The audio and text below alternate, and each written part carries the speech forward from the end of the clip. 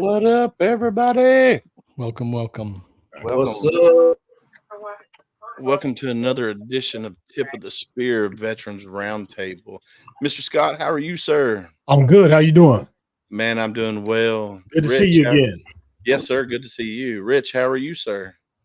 Doing great here in beautiful Fort Leavenworth. Ooh. Just Matt, not a guest, not a guest. Not again. Yes.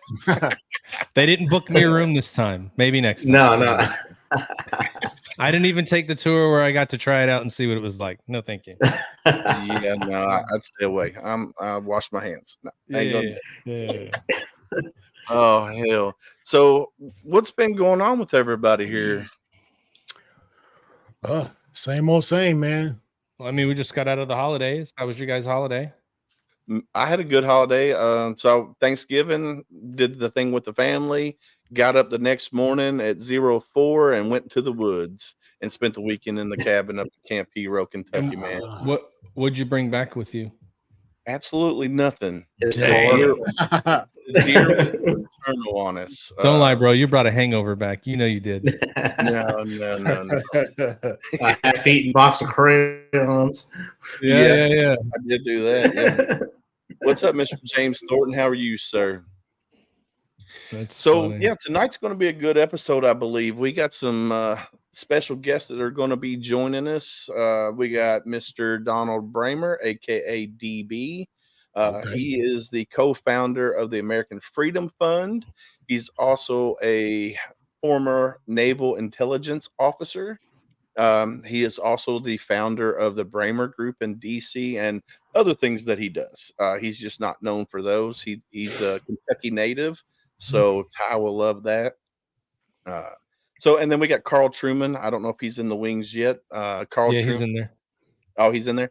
Carl Truman is a retired lieutenant colonel. He is a personal injury lawyer here in Louisville, Kentucky.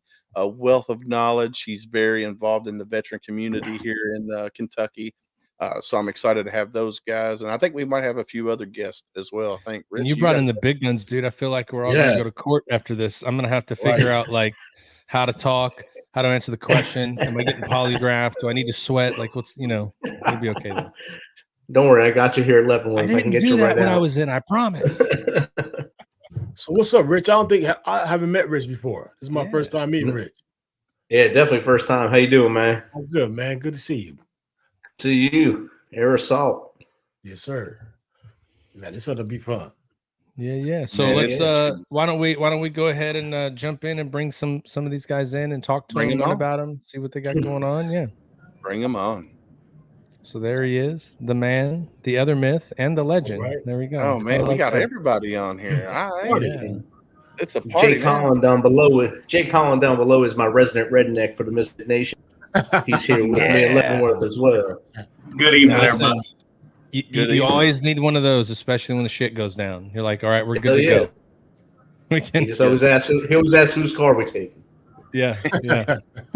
Carl, how are you, sir? Good. I heard you all talking about Sport Leavenworth stories earlier. Yeah. Oh, we're just trying to make sure nobody had a room reservation for the night there. You know. Oh, well, I got a great Fort Leavenworth story. Let's hear it. All right. So, many people may not realize Fort Leavenworth is the headquarters of the Army Command General Staff College.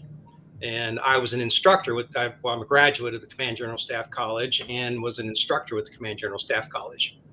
I used to be active in my son's Boy Scout troop years ago, and he was that age. And we did this trip across Kansas, out west, and we stopped at this roadside rest area for lunch. And there were a lot of new dads that didn't know me yet. And someone looked at the sign, a sign said Fort Leavenworth. And I said, yeah, I did some time at Leavenworth. And they're like backing up, I said, oh, I'm an Army officer, it's the Command General Staff College. And that's, I was instructor there. So they acted like they still didn't know what to believe. I said, Yeah. well, I spent time at Leavenworth, not in Leavenworth. Nice. Nice. That's funny. They're like, "Are you sure you didn't do time? Like most criminals would say what you just said." Yeah. Right. It was petty, I promise. It was over like $4 or $5. No big deal. Leavenworth does have a fascinating history. It's where the Santa Fe Trail crossed the Oregon Trail out west. Oh, wow. And it's where Custer was stationed before Little Bighorn. And he also got court-martialed there for going AWOL to visit his wife. Holy cow. So question. Is Leavenworth, I've always heard rumors about it. Is Leavenworth really one of those places where the inmates turn big rocks into little rocks? I think that's I don't know. I was never in that part of the area, but I think that's a myth. I think it's just a big federal prison. Yeah, when I was a ceremonial guard, that used to always be the thing. They say, man, you know what? You're going to get in trouble one day. They're going to send you to Leavenworth. You're going to be spending your time turning big rocks into little rocks. So that was a big thing. I'm like, we don't want to do that. You know, they have one hell of a furniture shop, though. Huh? They have one hell of a furniture shop. Oh, yeah. Hey, Carl, sorry I missed you at the Toys for Tot event the other day. We were there at Broadbent Arena, but I guess we missed each other that night. Well, I didn't go on the run. I started off to go out to do the run in my slingshot, and it was pouring down rain and really cold. And you know what? I said, I don't have to do this anymore. I'm just not going to do it. So I came out later in my Mustang to the finish. And, it was a lot lighter crowd this time. But. Yeah, it was definitely lighter than it was last year.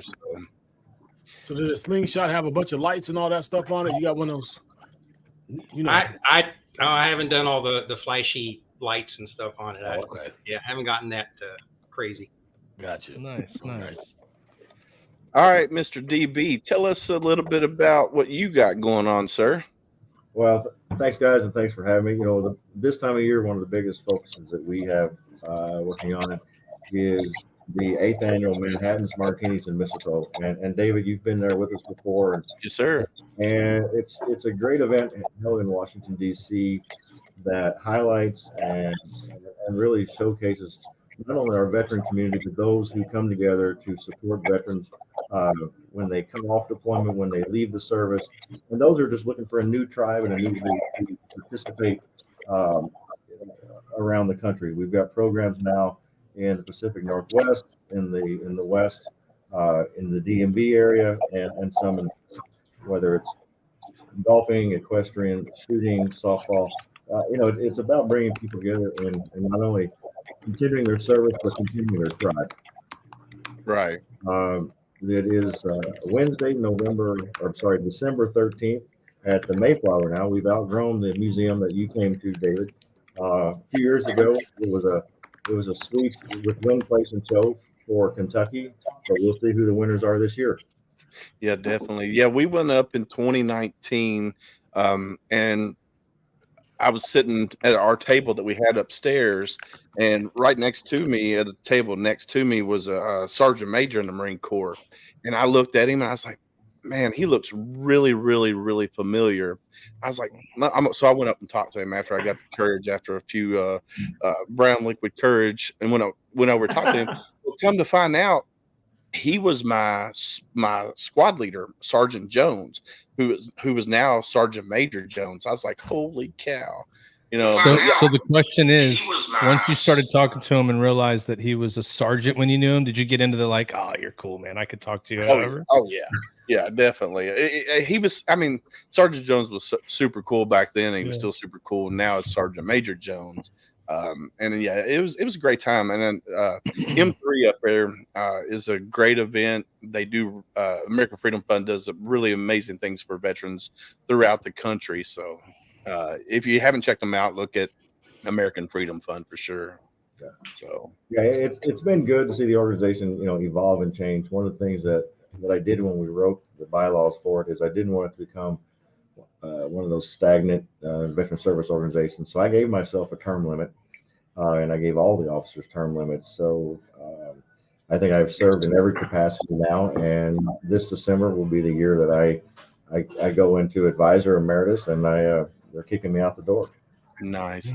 Yeah, I think a lot of veteran service organizations should do that. Put term limits on how long you can be the president or sergeant at arms, whatever position might be. I think that should be that way. So. Well, But it's good to bring new blood in, and you got to bring new thoughts and new ideals, or you just become stagnant and you lose members. I serve on a couple other boards of other veteran organizations, and it's good because I can take lessons learned and now share them with other VSOs. yeah, definitely, for sure. I know Carl, he serves as a advisor on several different boards throughout the city of Louisville, and I'm sure he can agree with that as well. You know, bringing in new blood and bringing new ideals to the table. So Yeah, that's true with all organizations. Of course, sometimes it's challenging to get people to step up and do it. Absolutely. It's a lot of work. It's a lot of work, and you get not much gratification for it, and you're the subject of a lot of angst because you don't agree with everybody, but then no one else has any other ideals. oh yeah, definitely. Oh man, so I was looking at some military news, guys, and I don't know how much of this is true, but it says cavalry soldiers at Fort Carson can't see doctors in the early morning under new rules. Does anybody know anything about that? No. I have not heard that. Crickets. Yeah, Well, let me I read haven't it here. heard Let's that. see. I'm gonna read it here. So an armor officer at Fort Carson, Colorado, this week issued a new set of policies to his formation, effectively banning soldiers from seeking mental health care, dental treatment, and legal counsel in the early morning hours to cement time for exercising, according to a copy of the memo reviewed by military.com. Huh. Oh, if it's military.com, then we know that it's probably thrown out there to incite that talking point. I'd probably want to learn more about it before I said anything. Yeah, that's why I was wondering. Yeah. It says here, it says soldiers are not authorized. This is soldiers are not authorized to schedule appointments before 0900. Lieutenant Colonel Andrew Boyd, commander of 4th Squadron, 10th Cavalry Regiment, 4th Infantry Division. That's a tongue twister for you Army guys out there. I swear to God. Yeah, but let's be honest though. What medical clinic on a base is open before 9? Right. That doesn't make sense to me. Yeah, so Most of them are closed until after PT, so that's probably Yeah. So in the whole article, you just went, okay, debunked. That's not true. Yeah. Yes. yeah. It sounds like Private Snuffy complaining about something. Yeah, probably. That's exactly what that sounds like. So did anybody hear about the Osprey that crashed in Japan? Yeah, I did. Yeah. Yes. I read that this morning. What do we know about that? All I seen this morning was that they recovered one body, one dead, and I think 5 missing still. As of this morning, they did find lots of parts of the Osprey, the most dangerous vehicle out there. So, Yeah, definitely. Well, they've been trying to kill the Osprey on the hill for years, and the biggest thing about it is, one of the smart things they did with the Osprey is they put a supply base that covers 46 states. So anytime you try to kill the Osprey, you start taking away jobs in key districts. And so the harder you try to kill it, the more members you try to kill. Well, that's going to kill jobs in my district. That aircraft has had trouble since the very beginning. Absolutely. I mean, yes. it falls out of the sky like a nickel. Yeah, I remember when right before I got out of the Marine Corps, the Osprey came around, and the several crashes from the get-go. I mean, it got to the point where the Marine Corps grounded them for the longest time. So luckily, I was one that never got to ride one of those. Give me a 53 or a 46, and I'm fine. Give me that. I'm good. There was a separate crash in Australia this year as well that killed all on board.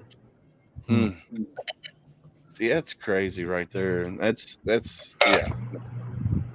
No, that is super crazy, guys. Yeah. So my mic was muted just now. I was going to ask a question because DB and Carl, you guys were talking about a lot of times getting people to get involved in organizations, right? Whenever you have all these things that people could do, I think a lot of your VFWs and American Legions would agree with that. So I guess my question for all you guys on here is like, what do you think can be done to get our generation of people to get more involved with those services, organizations, get involved in those things? Because eventually, if we don't, they're going away.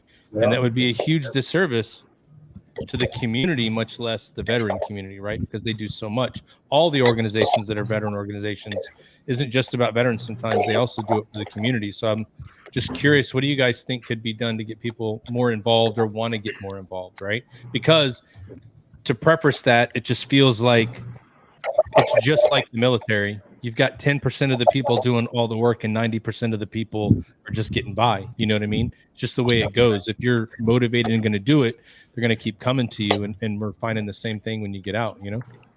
Well, you're exactly right. And that seems to be a problem, particularly younger people. Young people, they don't want to join. They just don't, they don't like joining. I was talking to a young veteran and I said, trying to tell him, look, you need to join the Legion. And he said, oh, I don't want to join that. It's just a bunch of old guys sitting around drinking beer. And I said, well, one of these days you'll be an old guy sitting around drinking beer, you know. Yeah, but, true. you know, but seriously, I mean, it's like your labor union on the Hill. I said, you know, when the VFW, the Legion, AMBET, when they show up on Capitol Hill, they get an audience, you know.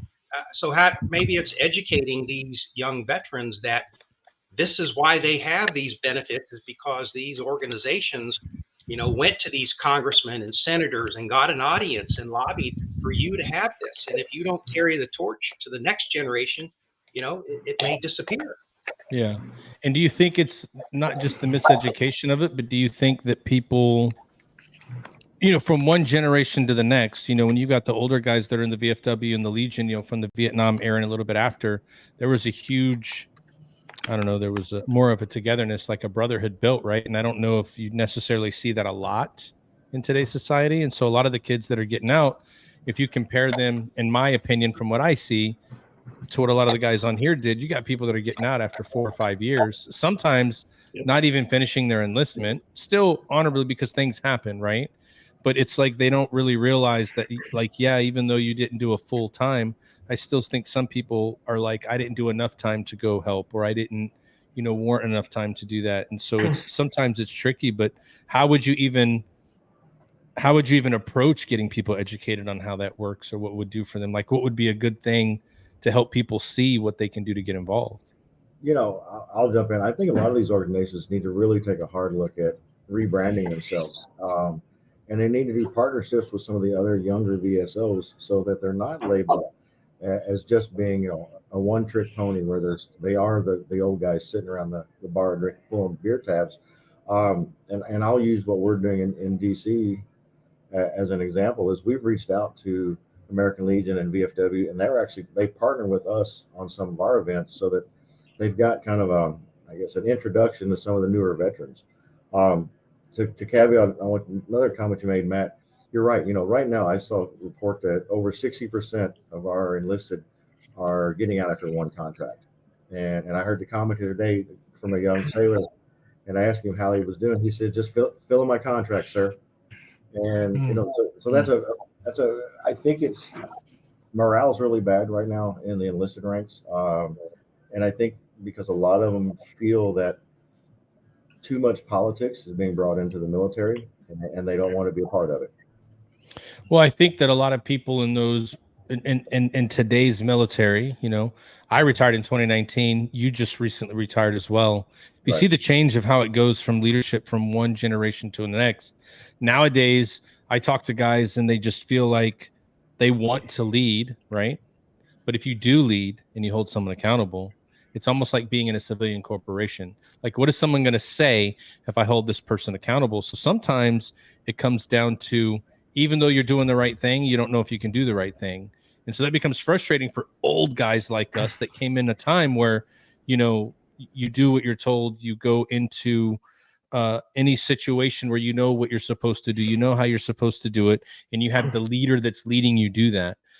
The fact that people a lot of times nowadays, I was listening to one of the podcasts that Rich was on talking about people walking in and going, yeah, I don't think I'm going to do that today. And like, that would have never happened a long time ago. Right. But now it does. And so that kind of takes away the whole premise of what joining the military is, right? Discipline, self-guidance, direction, giving you meaning, giving you purpose.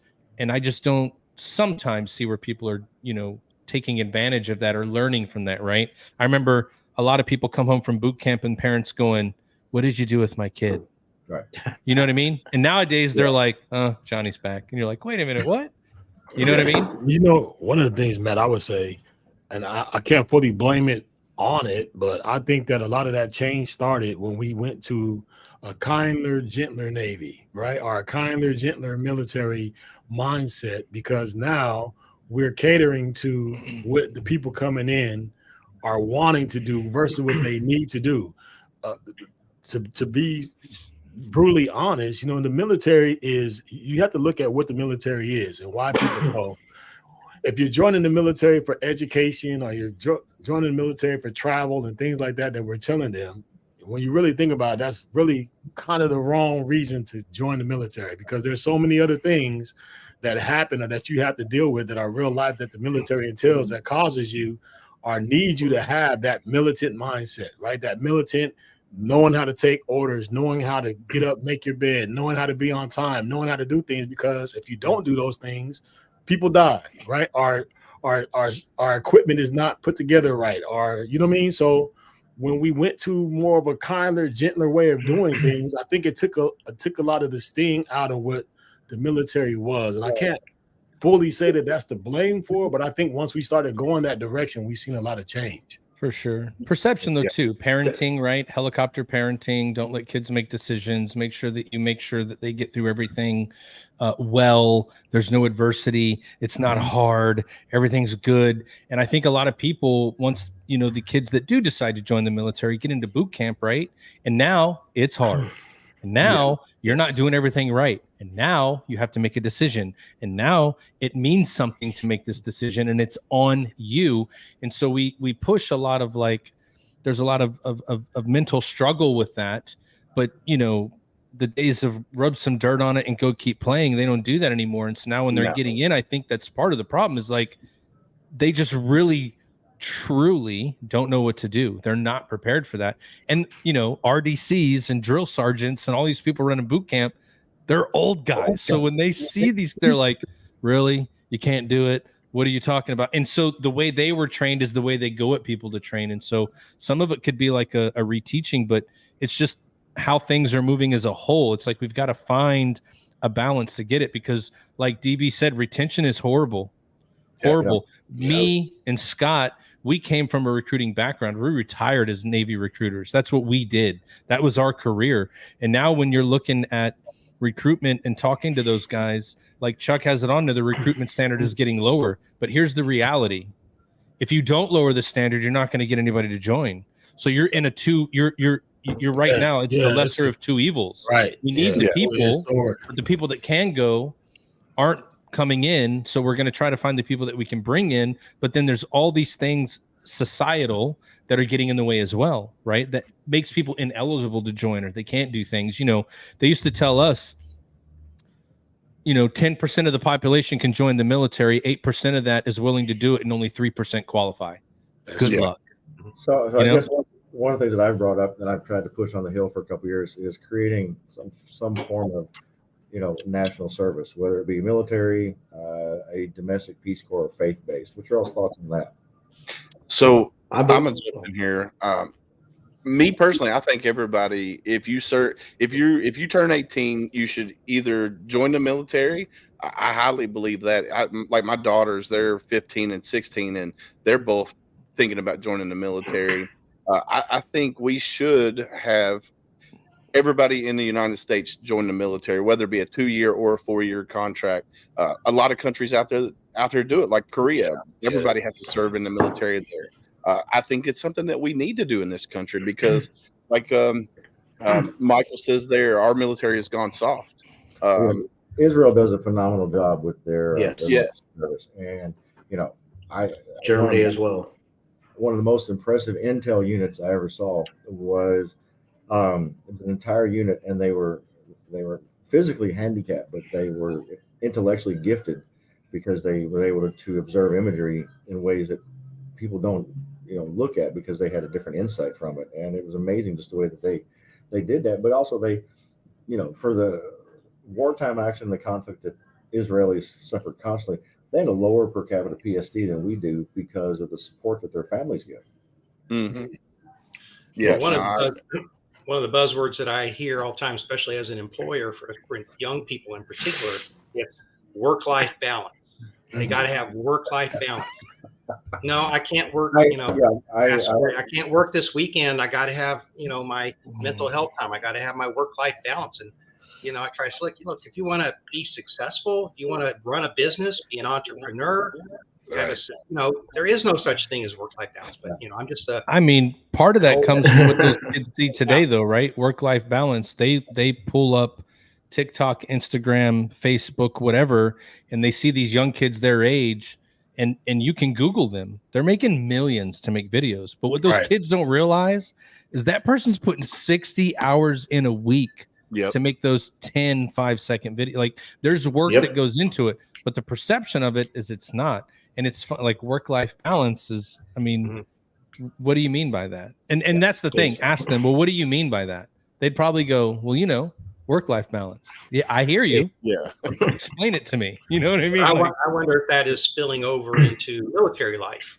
Yeah. It does. It does, 100%. Absolutely. Jake and I get to train soldiers on a daily basis, and we see it on the front lines. We've seen the change when it went to a male soldier can have frosted tips in their hair because we went to the individual instead of to the team mentality. We went from we're a gang, we're the biggest gang in the world in the Army, to we're a gang of individuals. And that's what the Army is turned into right now. And I'm sure it's across the board in all the services. And we see that every day when we train, and we look at each other as retirees. And we just thank God I can't yell at them anymore. I'd probably have an aneurysm today. And I mean, today we trained some senior NCOs, so it was all right today here at Fort Leavenworth. But most part, when we train soldiers, it's the aneurysm. You can feel it in the back of your neck as you're talking to them, and you want to reach out and you want to throat punch them and you want to give them that knife hand all day, but you can't because you're constricted. And then I've seen the question in the chat here about joining BSO such as the Mission Continues, Team Rubicon, Team RWB. Why do most people join those? Well, I can tell you, people join Mission Continues because they give them stuff. They give them T-shirts. They give them trips to places so they can drink and hang out with people. That's why they go. They don't go because there's anything else. If most we want to find a purpose in life, those organizations portray a purpose, but they don't actually fulfill that purpose. They give those guys T-shirts, they give them backpacks, they give them bags, and they give them a weekend free somewhere to go get drunk and hang out with their boys and girls. But other than that, that's the reason why they're joining. Team Rubicon is the only one of those three that I can support and say, hey, they actually serve a purpose because they go out and actually help people in an emergency situation. If you join something like this Mannion Foundation, you go out and you mentor youth to be the next generation, the next generational leaders. That's much better. And Jake can talk to more of this as well. I'm like Rich. There's days that we train. I sit and shake my head because it's like I'm glad. Well, I'd be behind those walls a few miles behind me right now if I had to lead some of these soldiers that are here right now. I come in 1986. I'd been in the unit about 3 days when my first sergeant dragged me behind a Connex, and he put me on the ground, and he never had a problem with me again. Yeah. And I think we need more of that. Not that I absolutely advise, smacking soldiers around, but some of them need it. And and sometimes all it is you got to think. A lot of them come from a place they don't have a father, they don't have good parents, and maybe they're looking for that. And it's up to some senior NCOs and some junior NCOs to give it to them. Yep, you're right. Yeah. I think they are. I think that a lot of people are looking for it, even though they don't want to admit that they are. And I would tell you, I was one because my goal when I joined the military, I told my family, I said, I'm going to be gone for 2 weeks because the first time somebody tells me to do some push-ups or tells me to do something, we're going to get into it and I'm coming home. That was my thing. I told my cousin, I said, man, don't worry about it. The recruiter going to come get me. I'll be gone for 2 weeks. They're going to send me home. But it took for I had a senior chief that came in, and I mean this senior chief, he got in my behind, and he was a lot bigger than me, a lot scarier than me, and had a lot more power than I did. But what he did was something that I take on now. Is what he did is he put me in my place. He kind of embarrassed me a little bit in front of people, but when he pulled me to the side, he let me know why he was doing it, and he put everything back on me. He said, "You know what? You're talking about you want to go home. You ready to get out of here. If I send you home, where do you think you'll be in 2 weeks to a month from now?" And I stood there. I said, "I don't know, probably dead. I don't know." He like, "Is that what you want?" Right? He said, "You have every opportunity right now to do something for yourself, to make your family proud, to be a stand-up citizen in the world. And you want to mess it up because you want to be tough. But let me tell you something. You're not tougher than me. I'm come from the hard streets of St. Louis. I've seen this, I've seen that." So, he put me in my place, but he told me that, "Hey, but I'm not going to kick you out because that's what you want. What I'm going to do is I'm going to give you some responsibility. I'm going to give you a job, and I want you to hold. I'm going to check in on you every day to make sure that you're doing it right." And, he did that for me, and he gave me a leadership position, even though I was in there acting like a jackass. You know what I mean? And he took me back. He said, "Now, when you go back out there, act like I did something to you." So I went out. I went back out like, man. But the crazy thing about it was that's all I needed. That's all I needed, because I'm coming from home, coming from gangs and stuff. I got shot at more times before I joined the Navy than I did when I got in. And I only planned on being in 2 weeks. And I went in and stayed 20 plus years. But it's those small things that I needed, because I felt like I was a tough guy. I felt like I had control of everything. But until I met somebody tougher, somebody stronger, and somebody who had something going for them, it took me to see that and to understand my place. And then I went along. And then I went from being the most likely to get kicked out to getting the Lone Sailor Award when I got out, and ultimately going to the ceremonial guard in Washington, D.C., at the White House and all this other stuff. So I know it can happen, but it wouldn't have happened for me if I would have been able to go into boot camp and be the person I was when I walked in the door. So I agree with what you guys are saying, that you sometimes, even though we don't want to admit it, we need that tough. People need that tough shaking. You know what I mean? He saw something in you, and that's he saw a spark, and he just fanned the flame and let it go. But for sure, but it makes me think. When I first went in, Vietnam was still fresh, and so I had a lot of Vietnam veterans that I served with, and I'll never forget this one sergeant major that I met, and he told me his story, very kind of similar to what you were saying. He said, he got arrested for something, and he was gangs and all that. I forget where, but it was back in the day when the judge could say either the Army. Yeah. And so he said he took the Army, and he said it changed his life forever. Absolutely. Yeah. He was headed definitely to either prison or the graveyard, and now he became a sergeant major. Absolutely. That's awesome. So I want to. So will the Glory to the Moonspoon Woody put a comment in? Men, do conscientious objectors get treated differently out on the field? I'm not really understanding where he's trying to go with this. So I can tell you, if you're a closet conscientious objector, nobody should know.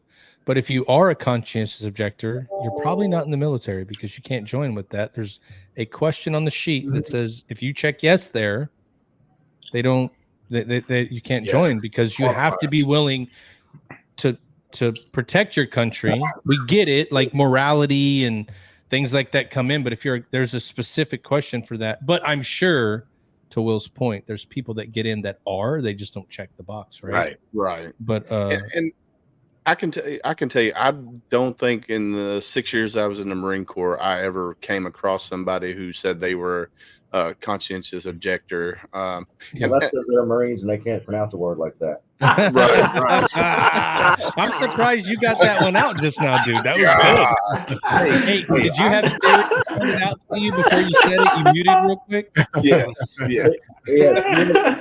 He had phonics spelled out for him on that. Yeah. Well, I would tell you, though, think about today's time and age. Today's time and age, what someone thinks as a conscious objector is probably somebody that's just scared and not sure of what to do next, if that makes sense. If you think about, like, not being able to make a decision for yourself. Like we just talked about it. You got to make a decision. You have to be accountable. You have to know that you messed that up. That is your responsibility. And now you have to answer for it. That is what makes people scared and wants to run away. And so maybe sometimes that can get like mixed up. But every time as a recruiter, you have to explain that question to the young man or woman that's joining, and you tell them exactly what it means. Like, I never heard anybody tell me like, oh, I am. They were like, hell no, I'm not. Like, I'm good to go. Like, let's go. Right. Like, you know, I want to, you know, I'm for it. But again, I'm sure people get through, but conscious objection right now is just like Rich has talked, like, you know, we were talking before. No, I'm good. I don't think I'm going to do that. You're like, wait a minute. You're not going to do that. What do you mean? Yeah. Like, again, I just gave you an order of something you're going to go do, but you can tell me no. And so that's the part of it too. And I think another part is like the leadership that's coming up in the military right now is that transitional leadership, that they had some hard guys and they really didn't think the hard way was the way to go. And there are parents, they're going, when I become a leader, I'm never going to do it like that. And so because they're not going to do it like that, they don't see the value in it. And what Scott said just now was super important. Most of the best leaders I ever worked for were the hardest ass people I've ever known in the military. Yeah, but the one thing they did for me is they would blow my ass up and I would get in trouble, but they would always at some point, you know why I did that to you, right? Let's understand how this works. And I always understood the purpose and why something was happening.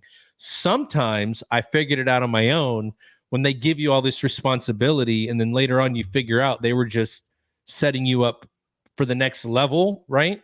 Yep. There was always a purpose behind something, and I don't know if nowadays that purpose is being put into all the training that they're giving, so there's probably not a lot of pride in service, being a part of that team, wanting to, you know, everybody is everybody's protector, you know, having your six and things like that. It's just a different time. And so I really hold out hope. I really do. Everybody said that I was going to be a fuck up when I was coming up in the military. And they also said my generation was going to cause America to go into the toilet. Kind of didn't do that. We kind of didn't do that. I'm holding out hope that it's going to be that way. Like, even though we have these challenges, we're fucking America, man. We're going to figure it out. We're going to get it moving. And I think it's going to go in the right direction. But we're just like all the old men that looked at us. They were like, oh, we're screwed now. So there's still points of me where I'm like, okay, we can be okay. But I think it's going to come into, like, unfortunately, some crazy shit's going to have to happen where people are like, damn, there is a reason they were in my ass all the time. You know what I mean? Yeah. Like, we're enjoying a good life right now, and that's a good thing. But, you know, they have all those adages for that and everything. So it's pretty hard to kind of figure out. But I'm holding out hope. I think we're going to be okay. Well, I think as Americans that are not military or haven't been in the military or law enforcement, a lot of them are complacent. Like, they're like, oh, nothing's going to happen. We're protected, which anybody knows at any given moment, terror could strike on American soil. It happened in 9/11, and it could happen tomorrow. And people need to wake up and realize that, yes, nobody's going to try to invade America because there's too many rednecks out there with guns. You know, they might get the eastern seaboard and the western seaboard, but when they get to the middle of America, that's so the people just need to wake up and realize that something's going on. You know what I'm saying? Yeah. No, I agree. Yeah. I think that, you know, it can work well, but I mean, I'd be interested to hear from DB, like being where you're at and the things that you do. Is there anything you can share with everybody on stuff like this, on where it's going or the projection we're trying to go? What kind of things are we trying to do to mitigate that? I mean, people have talked about recruiting standards. They're getting lower. I know that's a reality. It's happening, but there's a reason for it. A lot of people, we just want to complain and say that, like, we're lazy now and we don't care, but there's always reasons we do things. I'm just interested to see if there's anything you can talk about that maybe we see on the horizon that's coming, that's going to make, you know, again, there's light at the end of the tunnel. We just don't see it yet. You know what I mean? You know, I guess I'll start with one kind of interesting fact. I have a kind of my protege who just finished Great Lakes, and now he's in ISA school at Damnack. And he called me and he was like, these kids up here, and he went in at 25, so he went in because he left a good job at Deloitte because he wanted to serve. But he was saying, like a lot of those kids, if there was something they didn't want to do, they would literally start crying to get out of it. And he said, I had, males and females who would lay down on the floor bawling, and the RDCs would be like, well, we'll get somebody else to do it. Wow. And that's the tone that you're setting at boot camp. Right. And because I gave him all my Great Lakes stories, and then I gave him all my stories from Newport, up at Rhode Island. He's like, oh, it's not like that now. I'm like, well, you had no fun. Right. That's what I remember. All that bullshit was fun. Yeah. You know what I mean? When you relive those stories of what your drill sergeant or your RDC or, in boot camp or when you're going through schools, you're like, that was the best time ever. And then people look at you like, for real? You're like, oh, you have no idea. It was so great. And, so they've kind of started to go backwards. So earlier this year, like when he was in school, they had expanded Navy boot camp from 8 weeks to 10 weeks. And that was because they were doing, 2 extra weeks of DEI training, diversity, inclusion, et cetera, et cetera. And they got a lot of heat from Congress, and it's actually in the NDA. That's being drawn back. It's going to cut funding. So I think, what they need to do is bring some of the enlisted in, and and either behind closed doors or whatever, and let our lawmakers understand like what is the problem and how do we fix it? Because there's a lot of good kids out there that want to serve, but they go in and they look around them and they're like, here I am in physical shape, I'm doing my best, busting my ass, and you got the kid next to me who can't even pass a PRT because he can't even do one fucking crunch because he had to go to fat camp before he got there. Yeah. Well, I think that part of that too is like the way they do MEPS now. I don't know if you guys are aware, but when you go join the military now and you go to MEPS medical, you go see the doctor, they're going to look up your medical record electronically, right?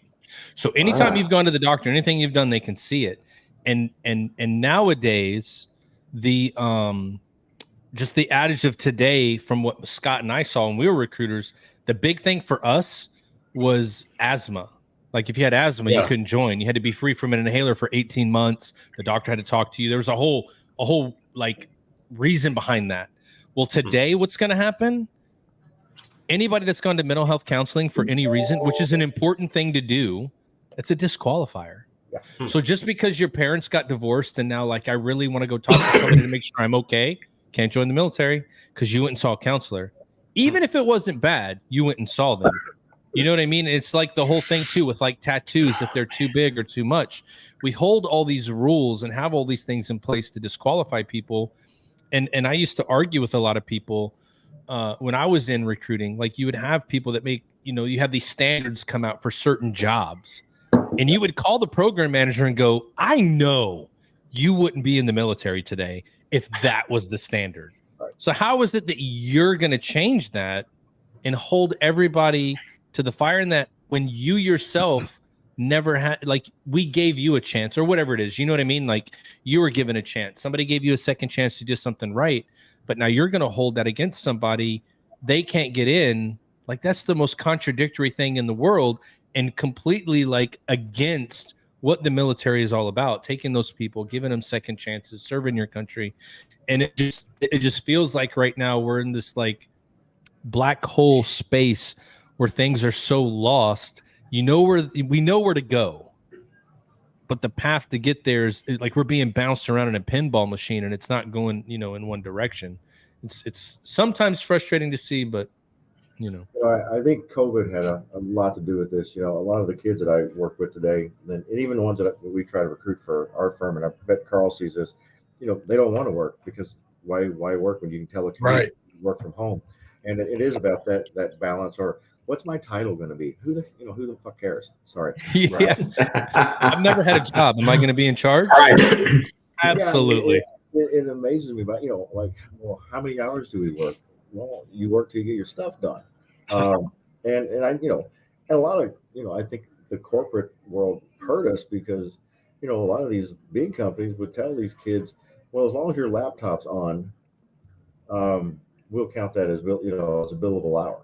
And so they would get up, turn their laptop on, and go back to bed. Wow.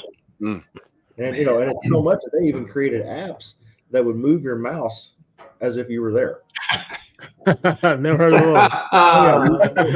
You can download a mouse, and if it does, your mouse moves, and you're not even there, and it's a cycle that an entire group of kids. Yeah, these kids are smart. These kids are smart these days. Yeah. But one thing that you said, Matt, is disturbing in a sense is because if somebody seeks help, whether if it was parents got divorced or you had something going on, that should be looked upon as a positive that you went to go get help. Absolutely. It should not be looked upon as a negative, because when you think about it, if somebody has problems and society makes it seem like something's wrong with you if you seek help, a lot of people won't do it, and then you wonder why people are going in schools and doing these crazy things because they don't know how to process these emotions that they have. They're tied to these video games that show them that I can kill 100 people in a video game and I come back and reset.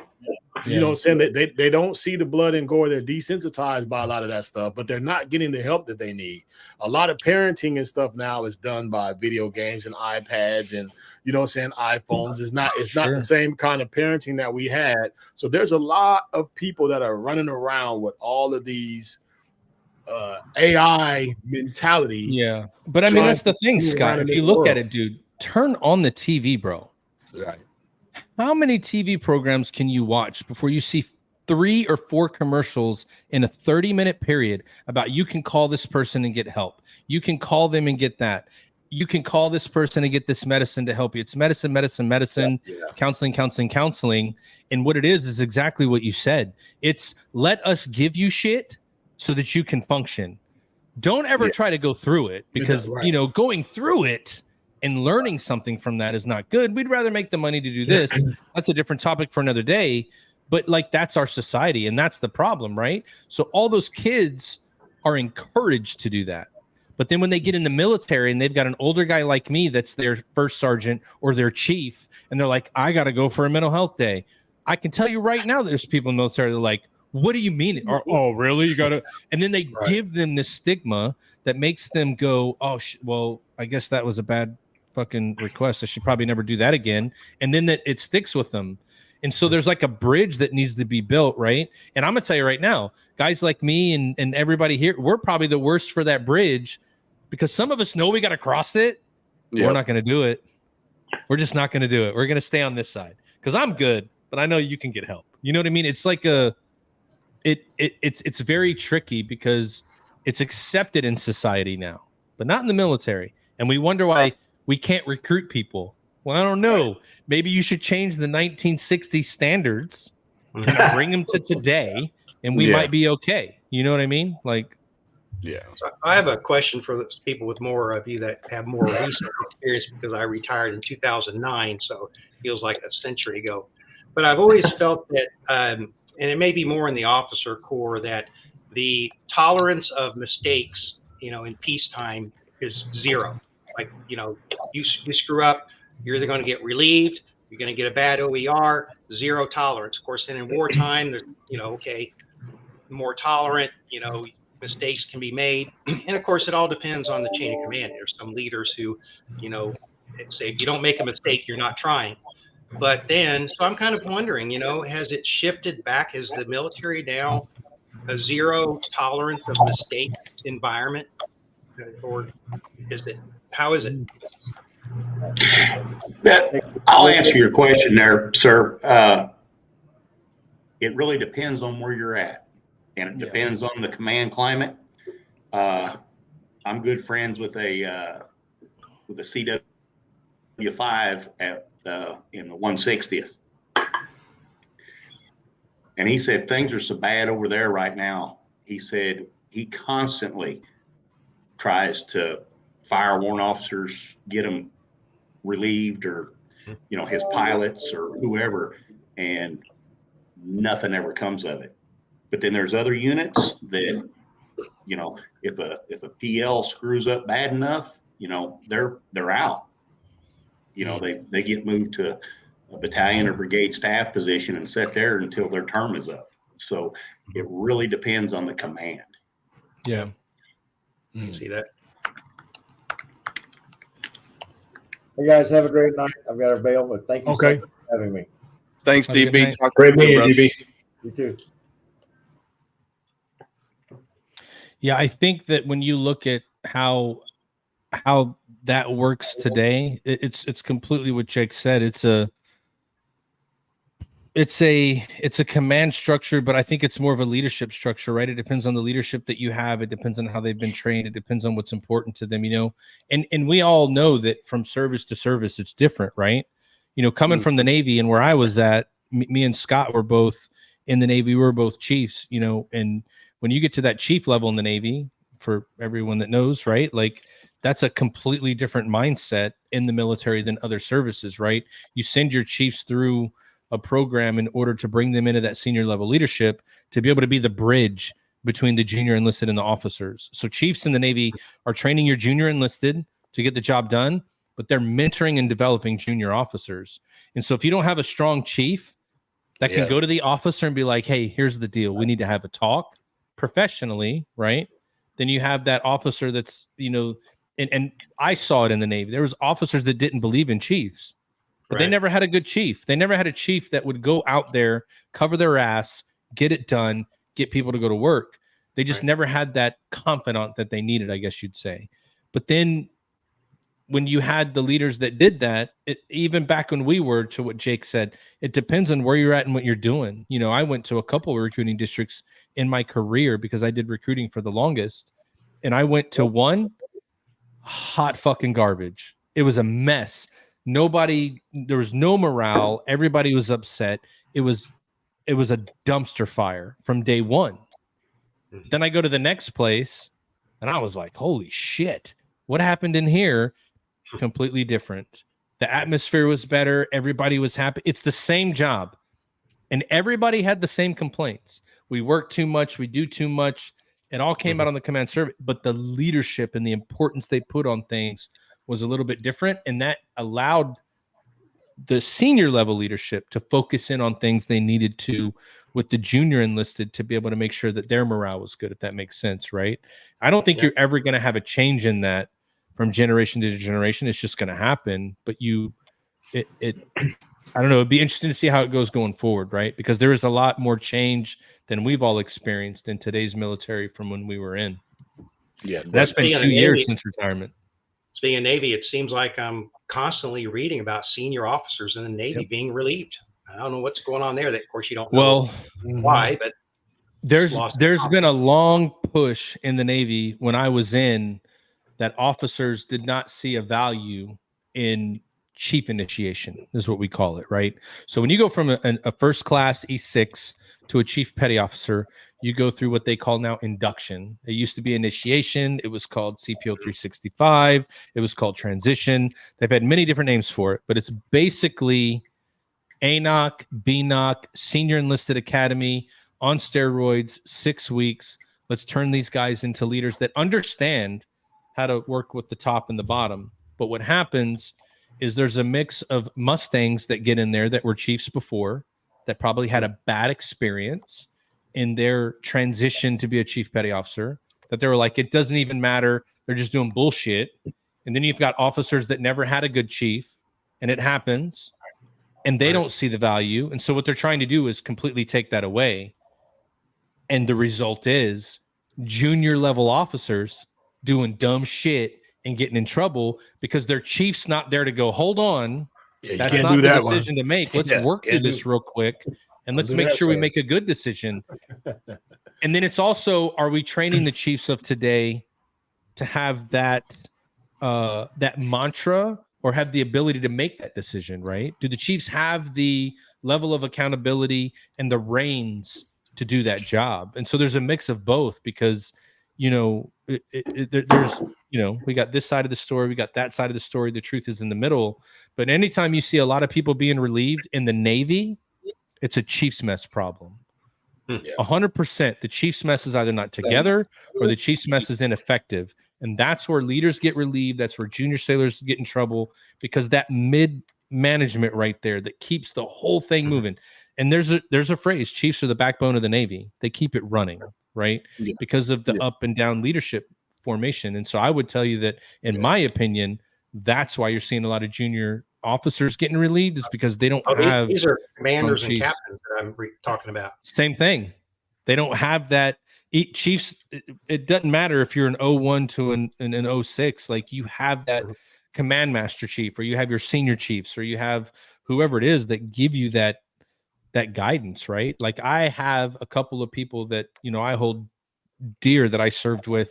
One's a retired captain, one's a retired commander. And when I worked with them, like, we had discussions on how things worked to see how the junior level would take it versus how the senior level would take it and work into the middle. It was just a different dynamic on how to make sure that we're making the right decision. I didn't always win either, right? Because I'm still low on the totem pole, but I think that there's a mid-level leadership problem there that's not allowing for that same kind of mentorship. And if you're looking at a commander or a captain, they probably didn't have a strong division chief when they were a division officer learning how to lead. You know what I mean? Yeah.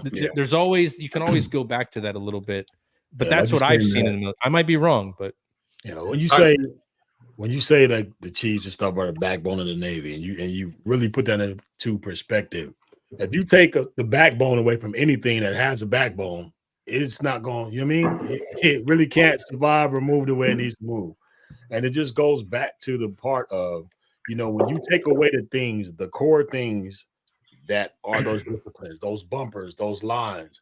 When you start trying to broaden those lines or fade them out or take them away, imagine something that we all probably love, football, right? Imagine football with no lines. What would that game be? Imagine basketball with no lines. What would it be? Volleyball with no lines. Anything that you play has guidelines. You have bumpers. You have pillars. Ping pong.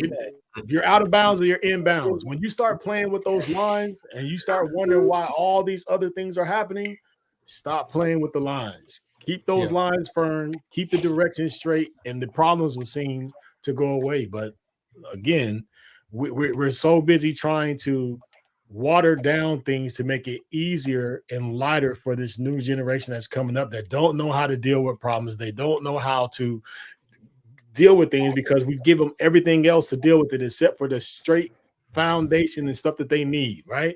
Right. Also, dude, the key is in this statement right here. That's the statement, dude. Throughout history, right?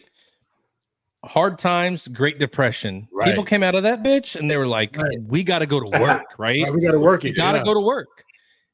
And then because of that and all the suffering they had, the next generation is taking care of a little bit more. They still worked, and it just keeps going. And so we're at the point now where we're trying to make all these decisions where people have it easier, because easier is the way to go, right? AI, social media, work from home, telecommuting. Heaven forbid you have to drive 15 minutes to go to work. Oh my God, that's like a mental breakdown. But there's no adversity that you have to face, right? And so, like, even in every household you have, like, it's a difficult thing to do. You have kids that come home from school, their parents try to tell them, you got to do this. And the parents are like, I don't know, my teacher said I don't have to do that, or whatever it is, right? And you're like, wait, what? And then you hear that they're being taught different things. Like, there's no emphasis on like the parent or leadership, right? Like, the parent's there to be the parent. Parents get arrested for having opinions. What the fuck is that all about? Like, that's my kid. I can have an opinion, but now I get in trouble for having the opinion. So that causes this argument. And all it is pushing those narratives to all the things that are the hot button topics that cause grief, instead of, let's just sit down and talk about it. Let's figure out what is the best thing, right? Is it really valid to do this or that? And it's the same in the military. I'm sure there's a better way to train. Let's figure it out. There's a whole bunch of smart people there that could do that. But right now, somebody wants to be the decision maker, right? I got to win and get my decision. And, we've seen that, Scott, you and I, with Navy recruiting, right? It changes. It's not working. Now they're going back to the old, hoping that it's going to work, but the standards are different. Like, it's a cycle. There's a better way to train, but not training is not the better way. You know what I mean? So I got to jump off. It's Yeah. been great. I really had a great time talking to everybody this evening. Appreciate you all. Thank you so Thank much. you. Thank you. See you, Carl. I want to ask the Marines in here a question. How many Marines we got left in here? Just me. Okay. And I'll talk to recruiters as well. When I follow recruiting patterns, the Marine Corps seems to be one of the only services that, I mean, like people beat down their door to get in. Yeah.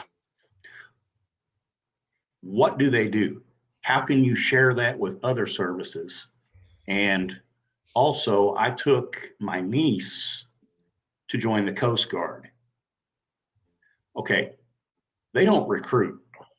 It's a job interview. Yep. I mean, the Coast Guard decides if they want you or not. Yeah. How can we take those two and put them together to maybe make something a little more enticing? And So, get, so like Chuck here says, the Marines don't compromise on their culture. So when it comes to Marine Corps, people want to be a Marine because of the legacy that was formed before me. I joined in '97, and my whole family was Army. And I was like, no, I'm going to go to Marines. I want to be the best of the best. And that's the mentality of the Marine Corps. Just like the commercial, the feuds are proud. The Marines, we focus on that. That's like, you go to Marine Corps boot camp, get out of Marine Corps, go into the Army. I don't have to go through basic training. Go to Army, try to go to Marines. Guess what? You got to go through boot camp because Marines are not going to let you join. When everybody says Marines are brainwashed. We're not brainwashed. We go through boot camp. We're broken all the way down to bare bones and then rebuilt. That's why, you join the Army, you join the Navy, you join the Air Force, you become a Marine. And that's where a lot of branches out there, they don't, you just join. You do your contract, you're out. Being a Marine, you're a Marine for life. Regardless, male, female, you're a Marine for life. It's a brotherhood like no other. And don't get me wrong, I have respect for every branch out there. But when it comes to Marine Corps tradition, there's none other like it. Yeah. Go ahead, Scott. I would agree with you on that, Willis. And I would say that, I think that what you guys get in the beginning in the Marine Corps, like that break you down, build you up part. I think in the Navy, we get that same thing when we go through that chief initiation or that part, right? So we do it at the senior leadership level. A little bit farther down the line. But I like Jake was saying, that the reason why people are beating down the door, because believe it or not, people really want to get a change. They go to the military because they want to be different from what they were, right? Yep. But like you were saying, when you look at the Coast Guard and you look at some of the Air Force, and not to bash any branch of service, but some of it is more so like a job interview. Like, okay, well, you know what? We'll take your information now. We'll give you a call, because it's not that same. It's not that same thing. You knew if you went into that Marine recruiting office that you weren't going to be in there joking around. You weren't going to. It was going to be straight to the point. You were going to get it. And when you went to boot camp, you were going to be changed from the beginning. You knew that. Most people get into the Navy, and then people who get to a point, they get in the Navy and they're like, you know what? I just want to be a chief. They want to, no matter how they get it, the enlisted person wants to be a chief because they want to go through that. They want to go through that transition to come out on the other side different. Yeah. And that is the thing, is that if you can go into something that is corporate, like a job, and you can go there and you can work and you don't really have to worry about, too much fussing and cussing this way or that way. I'm going to stay away from the Marines. If I go in the Navy, I'll do that, but I'm not going to be a chief, or I'll go into an officer program. Yeah. But there are some people that want that straight impact to change and take them from a place where they were to where they want to go. And I think that you definitely get that in the beginning. Even in the Army, there are, can't discredit the Army, because that's another one that you're going to get it. You know what I mean? You're the Army way, and how you're going to get in the Army. It's just different time frames where the impact changes in the amount that it does to where you're going to get it. But I think all branches of the military have it. I think it's different times. And I think that for the Marine, you get it right in the beginning. Like initial. Well, but I mean, look at Marines. A Marine Corps recruiter, predominantly, what are they wearing? They're Blues. Because that's the only uniform that matters to them. Right. That's the uniform. And they've never changed it. Correct. Right. And when you become a That's staff true. sergeant, you get the red line down your pants. And now when you're a staff sergeant compared to a sergeant and you're at a school and people are like, why has he got a red one and you don't? And you're like, well, it's because I'm a fucking badass. That's why. Hold on. And that's So what they you're talking do. Here's the thing. That's what they do. Marine recruiters, when they walk in the door, they're the alpha male in the room. Yep. Nobody's going to tell them that they can't do, see, or say anything. You can see that in their attitude, right? Whereas being a recruiter for so many years, Navy recruiters, Army recruiters, Air Force recruiters don't go to work because they make quota super quick. I don't know if it's like that anymore, but the Army and the Navy were trying to become friends with the kids to kind of take them from the Marine recruiters, because those Marine recruiters were like, it was amazing to see them go, you're not good enough. We don't want to talk to you. And that kid's like, I am good enough. And they run in the door, right? They want to be a part of that group that they can't get into. There's no access to it. I have to prove myself. I remember talking to a lot of kids in high schools and going, oh, you joined the Marines? They're like, no, not yet. I'm like, wait a minute. You didn't join yet. They're like, nah, but I know what my job's going to be. What's it going to be? A Marine. Well, when are you joining? And this time, like, they had it down to where, like, these kids already felt like they were in. They never even joined. They build that, like, family and brotherhood from the beginning. They do it in their debt meetings. They bring kids in.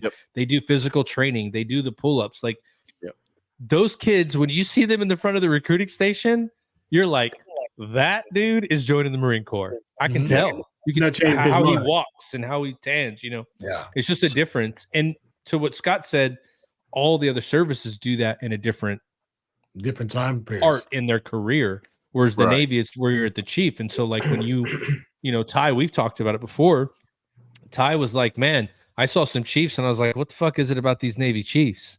Like, what's the deal with them? When they walk in the room and you're around a predominantly like Navy command, a chief walks in the room and everybody's like, ooh, good morning, chief.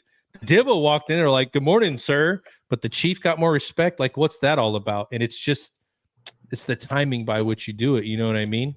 But Marines are the best at doing it from the beginning. There's a reason just like the uniform that Rich said, the slogan hasn't changed ever either. The few, the proud. Exactly. Period.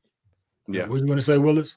So you were talking about the blood stripe that goes down the blue pants. You actually get that as an E4. Okay. So as a corporal. Now, what I can say about the delayed entry program, I was on the delayed entry program, the DEP program, for a year. So my beginning of my junior year, my senior year, until I went to boot camp. And you're right, we do. They bring in poolies, is what they call them. They bring them in. They do physical fitness, tests, PFTs. They go out and help in the community for like Toys for Tots, and they do all this stuff, and it does become a brotherhood before you even join. Like, I knew exactly when I went into the recruiter and talked to Gunny Groach. He goes, "What do you want to do in the Marine Corps?" I said, "I want to be infantry," and I knew right then that's going to be my job. Now, I could have went anywhere in the Marine Corps with my score on my ASVAB. I could have had pretty much any job I wanted, but I told him I wanted to be infantry. And, and that 2 years of being a year and a half, 2 years on the delayed entry program, I made a bond with all the other people that were there. And some of them I went to boot camp with, some of them, came in later. But you still have that friendship. Like Sam Deeds, I had him on my podcast. Me and him were boot camp buddies, battle buddies. Never met the guy. He was from Maine. Met him first day as soon as we stepped on the yellow footprints. I met him, and we've been friends ever since. Yeah, they do a good job at bringing kids back from boot camp into the office to talk to all the poolies that are still there or go into the high schools. The Marine Corps does that very well. Like, they bring everybody back that's from that hometown.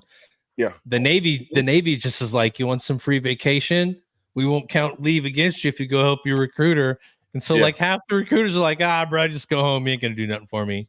But when we went to a school and saw the Marine Corps guys, that's where I guess I saw the difference. In like the boot camp guy didn't have the blood stripe, the recruiter did, and it's like, you know, it's almost like I've graduated to like the varsity. This dude's still in the JV, but look at him today, and their table was always packed, dude. I was just like kind of like trying to get somebody's eye and just like pull them over, you know what I mean? But they do a good job at building that community from the beginning, right? It's what it means to be that.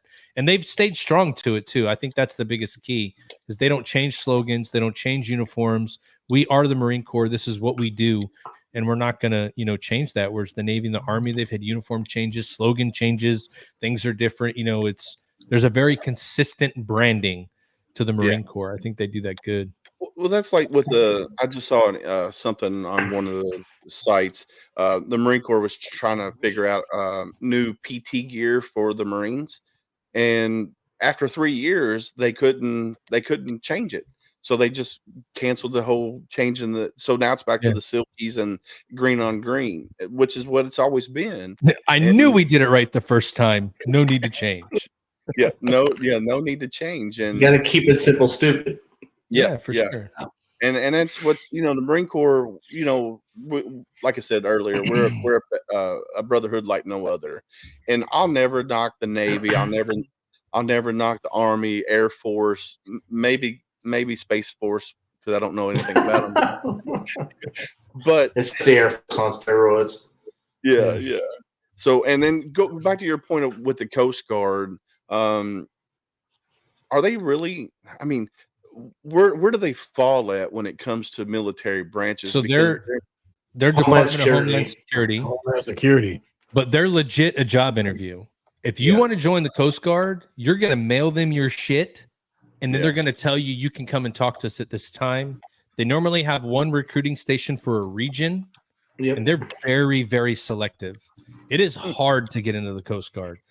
We make fun of those dudes in the Navy, but it's hard to get in there, dude. You gotta almost be like one of the best to get into the Coast Guard, because they don't take very many people. They're very selective, and like they had a civilian secretary at the front desk when you come in to go see the recruiter. Man. It's like, is this the military? Maybe because it's Department of Homeland Security, but only reason I know all that, there was a Coast Guard office like right next to one of the offices I managed in New Orleans. And so like the lady would be in there and only the civilian secretary was in there. So you'd go in and be like, where's the recruiters? Like, I don't got any appointments for a couple weeks. Like you're sending like medical paperwork to them. They're going, yeah, you can go to MEPS next week. Like they got a pretty good process to join, but they're very selective. So it's really hard to get in. And so like there's more of a prestige there. If you ever get a kid that comes to you and goes, I want to join the Coast Guard, you almost feel like you got to try to help them out. You know what I mean? Like, okay, you want to join the Coast Guard? I got you. Rich, you've been awful quiet, brother. I've been listening. It's a great choice here.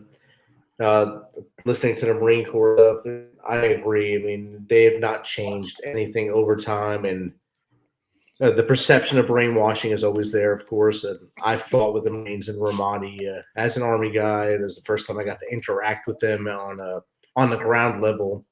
I led a squad of them because they lost their gunny and their squad leader, the staff sergeant, and one of them threw a grenade into a room as I entered it, because that's how they clear rooms. So that's how I learned about the Marines. They think, always thinking forward, clear to do things first before thinking. And but I also earned a lot of respect for them.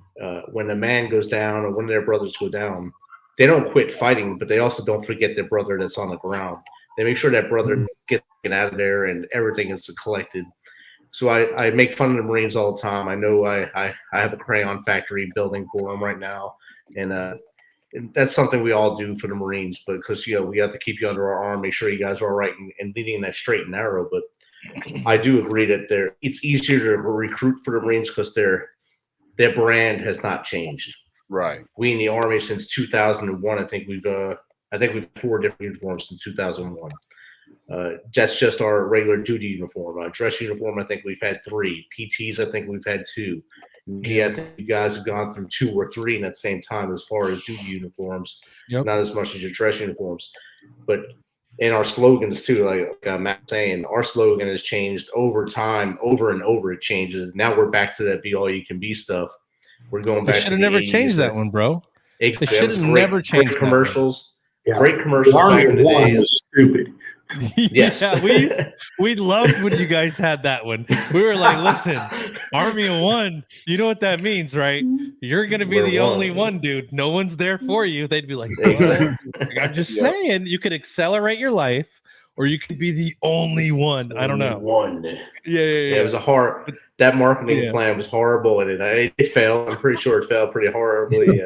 2007 is when we had to adjust to that. When we let everyone in, we went into the prison systems and took a lot of souls in from the prison systems.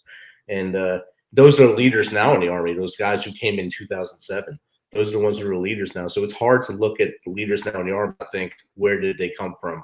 Were they surge sergeants? Are they surge sergeants? Did they get pushed through promotions because there was no one left? And everyone else was getting out because either wounded or retirement or end of service. And I think as the Army grows or the military grows now, we have to start thinking of the future. And technology is the future. And we know that all kids now are growing up with tablets in their hands and stuff. You can't go to kindergarten without knowing how to get on a computer. And the kids now in the military, like me and Jake train them right now, we have to have a VR kit to understand some of the equipment we use. If they don't have that VR kit, it's hard for them to understand how to use that equipment in their hand. It can be in their hand, but if it's not on a computer screen, they can't understand it. And it's hard it's a big jump for us to adjust to that and not just do the hands-on. But I think as we evolve, our Army, our military, our Navy, Marines, Air Force will all still be the best in the world. We just need to get those leaders back in place to do the same. Mm-hmm. Yeah, definitely. I think once we get out of this rut, when I come in, there were still a lot of Vietnam veterans that, that was our senior NCOs and a lot of our mid-level to senior level officers. And the Army really wasn't that fun then because a lot of these guys didn't want to be there. They were just waiting out their time to retire. And I think, because the country had been at war for so long. And I think since now that everything is cooled down, I think maybe in the next 2 to 5 years, things might get better once some of these leaders that are in there now and some of the folks that are in there now that have spent most of their career deployed, I think once they get out, I think that might change things a little bit. I hope it does. But I think we just hit a lull like we did, between, 75 and about 88, 90. Yeah. Do you think a lot of it though is like there's no workup or deployment to get ready for right now? So they're not like their senses aren't over engaged to know what's going to happen next, and now they're like, wait a minute, we're not going to go fight nobody. I don't know what to do now. Like, what are you talking? Let's yell at some people. You know what I mean? And that could be too. I don't know what to do with my hands. Exactly. Yeah, and y'all know if we don't have anybody else to fight, we'll fight each other. Yeah. Oh yeah. Exactly. I mean, I think I came in not right after that, but I came in '96, so there was still a little bit of that, right? We had some guys from that era that they were like, "You guys don't know any." I used to get the school, snow uphill 10 miles. You know what I mean? You don't know what's going on, and I was like, "But we don't do that no more." And so that's why I said earlier in the podcast, like, I'm holding out hope that like it's still gonna be just like it was when we were in. Like, we're still gonna be okay. We just don't see it because we're those guys now that are judging, critiquing, and breaking everything down to what's not going right. And because we're not in the realm of, doing the job every day, we don't know what's changed. So the easiest thing for us to do is criticize, right? But we're not there every day. I think Rich and Jake, you guys are probably the closest to that of any of us, because you guys train people every day. But I wouldn't even be able to tell you what's broke, what's fixed, what's not working. I don't even know. So I try not to have an opinion except for what I talk to my buddies about and I see, you know what I mean? But yeah. Well, I gotta head out, fellas. I got daddy and husband duties I gotta do in the evening time. Trouble. You know how it Don't goes. get in trouble. Hell But yeah. it's good meeting you, Jake. Willis, Good always meeting you. nice. Nice to Peace. see you, Rich. You Awesome, guys are brother. great, man. Be Till good, next buddy. time. All right, you guys have a good one. Later, brother. All right, peace out. TY, Matt, talk to you guys. Yes, sir. All right. So yeah, we just had a podcast the other night with Veterans Village or Veterans Villages, and they are dealing with like veteran homelessness, and so they got a Veterans Village in Philadelphia that they've completed. It's modular homes, and the number of homeless veterans throughout the country, it's staggering. Just to see the stats on it and stuff is just it's mind boggling. So have you guys seen anything like in your areas where you live where people are trying to help in veteran homelessnesses? I don't know who the organization is, Ty, but did you see they have in Houston where we live, there is a veteran like neighborhood. They just built one. I don't know who runs it or who's a part of it, but they just built like a veteran neighborhood for like homeless veterans to live in. But I wonder sometimes what the demographic of homeless veterans is, if that makes sense, right?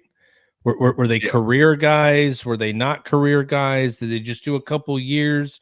Because I mean, at the end of the day, the skill set that you get taught in the military, even though we don't do a good job to exit you from the service, I mean, you should be able to find something, right? I mean, I know that there's exceptions to that rule, but I would be interested to see what the statistics are on that. So here I'm at on website National Homeless Boom, Veterans Village. That's what I'm talking about. Chuck is on it. Veterans Village. I love it. I love it. So this was published by the National Coalition for the Homeless, June 2008. So it's a little old. This was Just a little bit. So this is approximately 40% of homeless men are veterans, although veterans comprise only 34% of the general adult male population. The National Coalition for Homeless Veterans estimate that on any given night, 200,000 veterans are homeless, and 400,000 veterans will experience homelessness during the course of a year. That's staggering. Like, That's insane. yeah, that's insane. Well, but think about it too. A lot of veterans are used to barracks, free place to live. I was in the military. I never had to look for a place to live. Now I'm out. Yep. Shit, it's not free.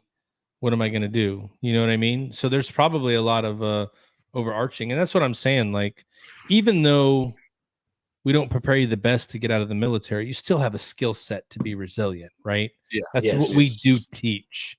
And so sometimes I think, we could do a little bit better at that. But like that Houston Village he was talking about, I saw it on the news the other day where they've like kind of created another interesting thing in the news in Houston. On the news the other day, the news anchor was talking about VA loans and saying like, oh, you could buy a house with a VA loan. Normally, people don't want to accept VA loans because the veteran's not putting any money down. That's like the biggest detractor. They don't have money. And I'm thinking like, they don't have to put money down. It's a guaranteed loan bet out there, right? Yep. So now the news is pushing VA loans. I wonder what's going on in the housing market. I'm just saying. Look at that. Well, the housing market is at the moment. But I think that like it's good that they got these communities being built up. But again, I would be interested to see the statistics on it. Like, what's the demographic of those guys that are falling into that, and how can we help them? You know what I mean? I think there's a big mix within the veteran homeless community. Some do it because they need to get away from people and they try to stay and they escape. That's their escape. And then there's some that get out and they, like you said, Matt, they were so used to everything being there for them that now when they my big plan is I'm going to get out and everything's going to be there for me, and it's not there. You have to find it, and all of a sudden there's nothing there. And now you're living under that bridge, or you're living in that wood in the park somewhere by your house. In Clarksville, Tennessee, we have behind a lot of the supermarkets in the woods. There's a lot of people sitting there in tents and such like that because of that same reason. Because we have 30,000 veterans that are living in the area, and then there's X amount of veterans that stay here that we don't know about that are homeless. Right. Yeah, definitely. Chuck Tyler, Fort Campbell. We have to focus on them and maybe get out there and talk to them. Say, hey, what happened, brother? What happened, sister? This is what we can do for you, but I need to give you a hand up. I'm not giving you a handout. If I keep giving you a handout, this circle just keep going back to that same point. Right. You go back to that same area. There's nothing I can do for you if I keep giving you a handout. If I give you the hand up and maybe push you to the right direction, then you're going to be able to help the next dude do that. That's in the same situation. And that's what we all need to strive to do at that point right there. Well, here's some demographics from the same article.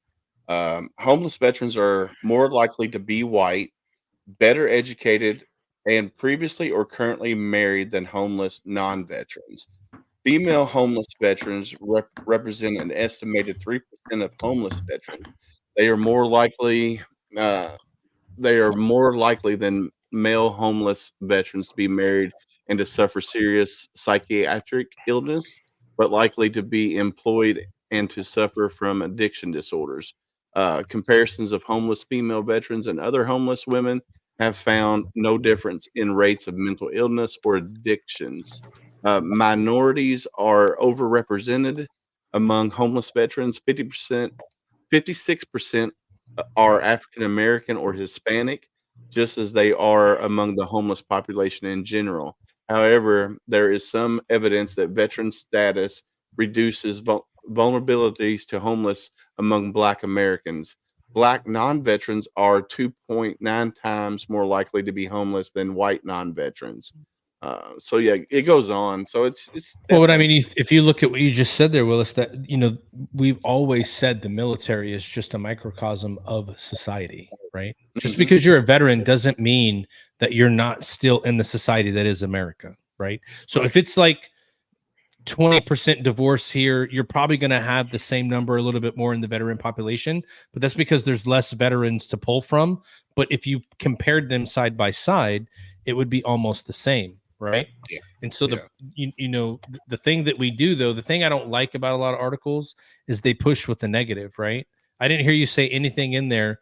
There's all these things we can do to help. Like, I get it. We know there's a problem, but what can we do to help, right?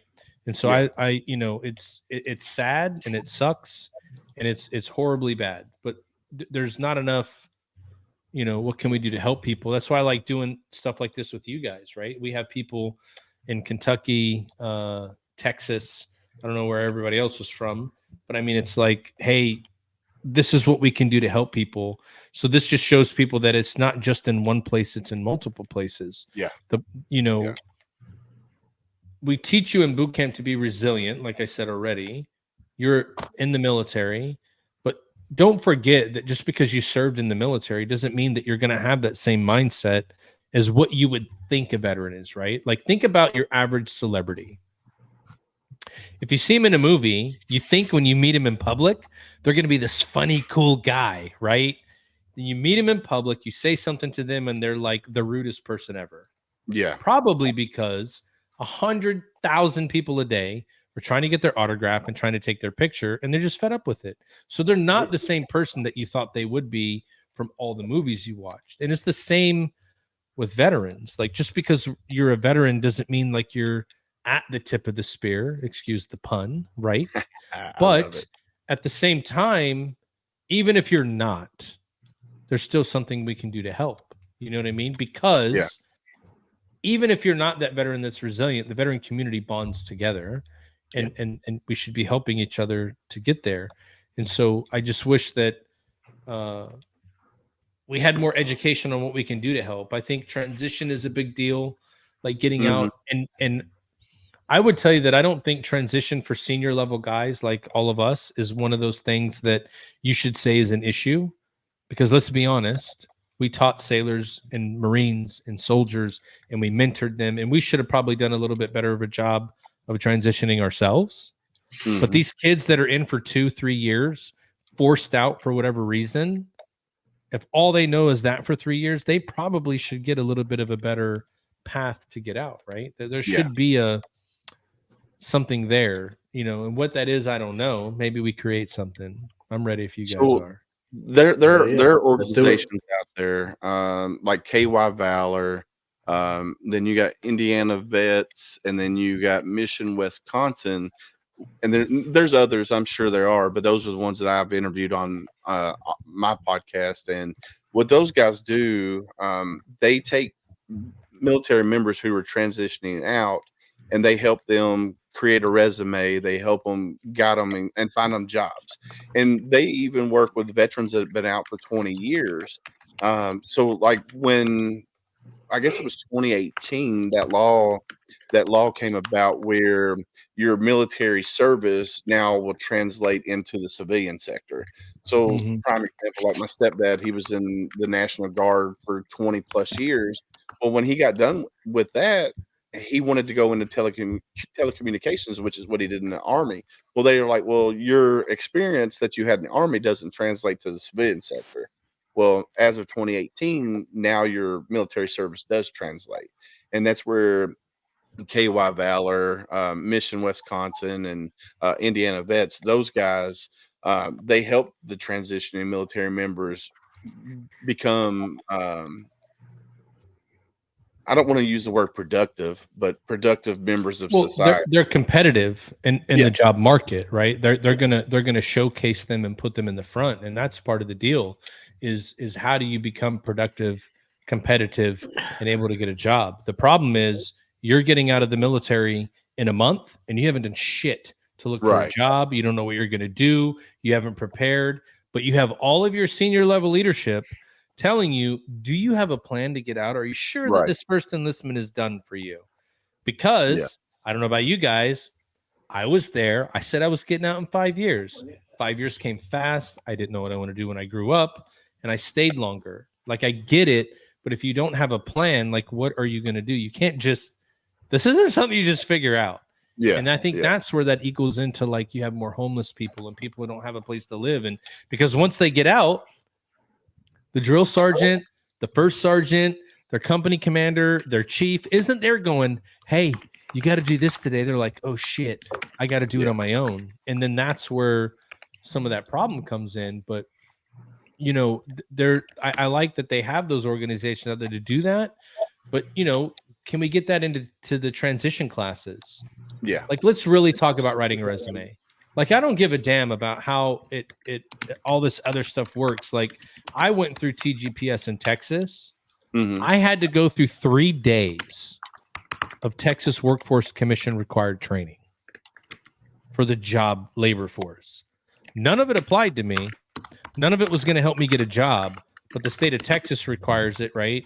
In order for you to go through the program because of where you're at, because you may go into the job market, which it's all good, but the amount of time they spent looking at my resume was about 10 minutes. They're like, yep, you made one. Good job. I was like, thanks.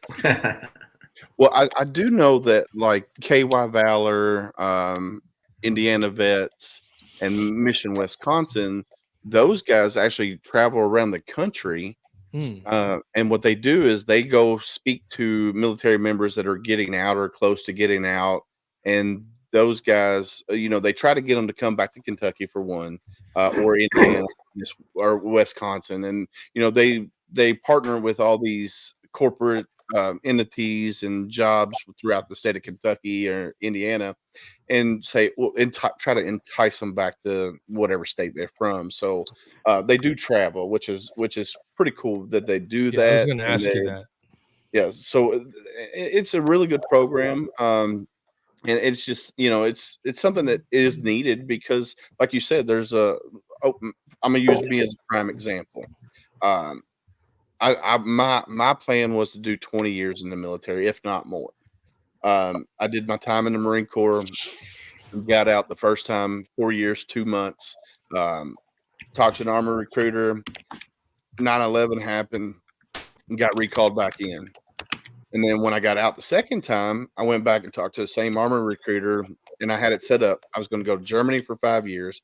I was going to go from E5 to E6, $50,000 enlistment bonus, and change my job from infantry to telecommunications. Well, because they said I had asthmatic symptoms as a child, never was diagnosed with asthma, but said I had asthmatic symptoms, they wouldn't let me join the Army. I'm like, I got 2 honorable discharges. Here's my DD 214s, and you're telling me I can't go in the Army? And they're like, they just yeah, had higher standards, bro. I guess. But it was also the same time where the military changed the tattoo policy as well, where you couldn't have tattoos below your elbow. And I had the Grim Reaper here, and I'm thinking that's why, but they wouldn't come out and say that's why officially. Well, it's easier to give you some other reason than the real reason, because then they have to have a real conversation with you, because you can be like, I had it in the Marine Corps and it was all good. It's a pre-existing condition. I can go in, but I mean, it's just bananas how that happens, right? Like they just don't pay attention to those things. I mean, the process to go from one to the other is completely different too. That's what makes it so hard, is like how the Army, the Marine Corps, the Navy, and the Air Force and the Space Force all transition people out is different. Like it's the DOD. Hopefully it would be the same. Like you said, the whole thing about transitioning, right? As an example for you, I got out of the military. I had a bachelor's degree. I've since got a master's degree. I'm working on another degree.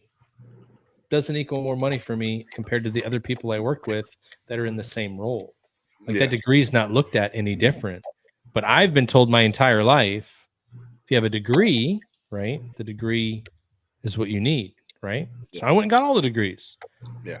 And it doesn't translate, even though I have the resume and all that stuff. And so like I think the frustration for some veterans out there is like, how do I find the thing that I'm going to land into, and how do I know that that's the right fit, right?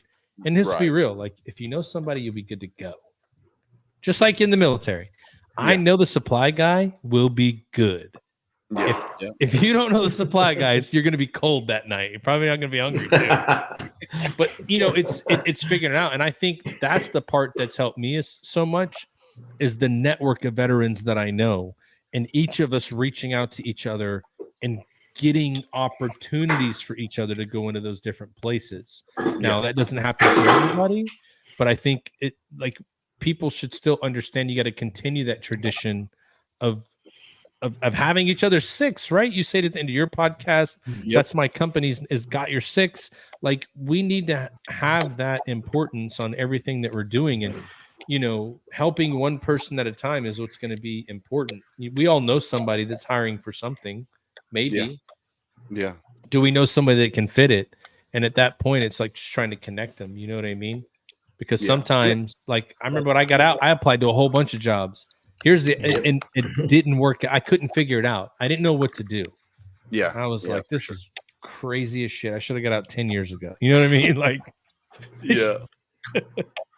it's crazy. I mean, you know, and we talk about it numerous times where we're stronger together than we are individually. And there's a lot of veteran service organizations out there, and we've talked about this on other, you know, on your podcast, my podcast, and Rich's podcast. If you're a veteran service organization and you don't want to work with other veteran service organizations, then are you really doing the veterans that are within your organization? Are you doing them a disservice, or are you trying to just protect yourself? Because if say Jake here, he belongs to Veterans Club of Tennessee, all right, and he feels that they're not a good fit for him because they're not helping him with what he needs help with, and he decides to step over here to say I don't know, something else, and it's a better fit. Well, Veterans Club of Tennessee is going to get upset because Jake left. You know, that they're worried about is that number or that funding that they're losing because Jake left. So I'll be honest with you. I and my wife and I in the company that we work in, we try to find hyper local places to work with. And the reason we do that is because they don't have super high funding, right? And if you're at the ground level, you're looking to make a difference in something else. It's horrible to know that some organizations would look at somebody different because they found a better opportunity to help veterans, which that organization said they're doing too, and they feel like that's a better fit and a better path for them. It's horrible to think that, but I mean, let's be real, right? It's money. That's the root of it. It's where it all starts. There's money involved. Sometimes the lines are blurred, and you're not gonna get the reality that comes with that. You know what I mean? Yeah. And so, not that we don't like the big organizations, right? They're doing great things, but in my opinion, they got enough. They don't need what I'm going to give, because I'm not even going to give a drop in the bucket to what they get. But that small hyper local, and I don't care where the hyper local is. They could be in Oregon, they could be in Kansas, they could be in Texas, they could be in Kentucky. I don't care. They're hyper local and they're doing great things. We would love to support them because they're still trying to build something. And I just found that like those organizations still have the values and the importance of what they're doing. That mission is important still, right? It's not all funded anymore. And so that's the people we like to work with. So that's like with my podcast is we focus on 501c3s from around the country. I want to bring in the grassroots ones because they're the ones that are out there, working day in, day out and doing it because of, they still believe in the mission of helping the veteran. Now, I'm not saying that I won't bring in like Mission 22 or Wounded Warrior or one of the bigger name ones. I have had Mission 22 on, and everyone does their own little niche. But if you don't work together, like you just said there, if you don't work together, then you're not really solving the problem. You're just worried about yourself and the money. And me personally, if you are a veteran service organization and all you care about is your paycheck that you're getting from that organization, that's not right. You should be, if you're a veteran service organization, you should be all volunteer based, because if you're volunteer based, you're doing it for the right reason. That's my opinion. Sure. I mean, things still need to operate and you need money to operate them. But at the same time, when you look at that, like if you're a veteran service organization trying to help people, then help them, right? Help them. Don't turn people away. Don't tell people that what you have, we don't do.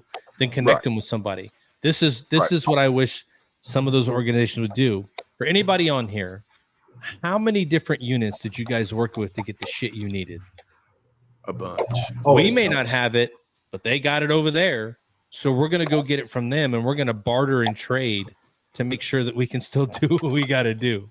Right? Yep. But after you get out, it's like that's forgotten. You know what I mean? Like it's okay to help everybody and give everybody an opportunity.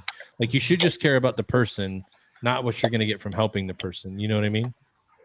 Right. Yeah. Now I know there's operational costs to run a veteran service organization. I mean, you gotta have money for advertisement. You gotta have money for this or that. Yes, I understand.